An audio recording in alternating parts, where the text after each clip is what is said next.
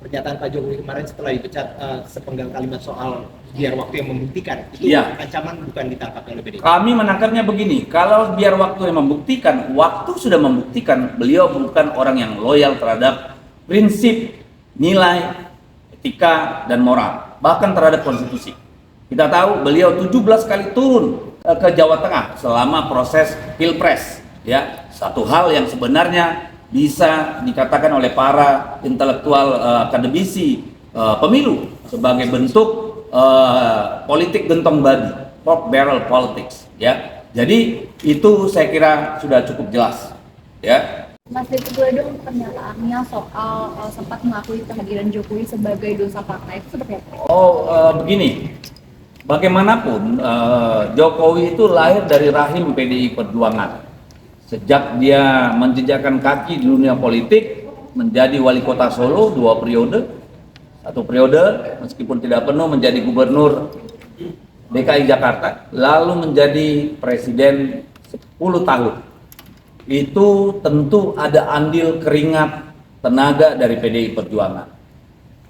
Tetapi kita melihat bahwa setelah 9 tahun menjadi presiden, itu setahun terakhir banyak sekali langkah-langkah politik yang menurut kami di luar etika, moral, politik yang diperjuangkan oleh PDI Perjuangan.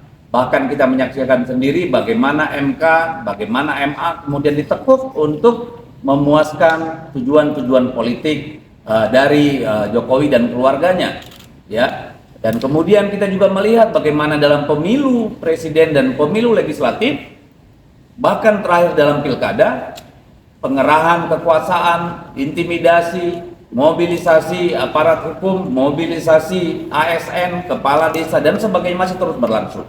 Dan ini tentu kami merasa terpanggil, kami punya kewajiban moral untuk mengatakan, ya, bahwa kami juga punya yang namanya tanggung jawab sejarah, bahwa Jokowi dan keluarganya, dalam hal ini anak dan mantunya, masuk dalam dunia politik melalui PDI Perjuangan.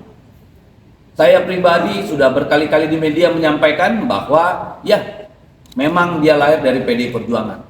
Tetapi 1 tahun terakhir pengelolaan kekuasaan dilakukan bukan sama sekali tabiat PDI Perjuangan. Dan Ibu Puan sendiri sudah pernah secara langsung dalam Rakernas tahun lalu itu menyampaikan permohonan maaf karena melahirkan kader yang kemudian mengangkangi yang namanya konstitusi. Dan itu menjadi salah satu butir dari pernyataan di dalam Rakernas, ya. Tetapi berkali-kali juga saya katakan, jangankan kami PDI Perjuangan, mungkin malaikat pun tertipu dengan kelakuan 1 tahun terakhir.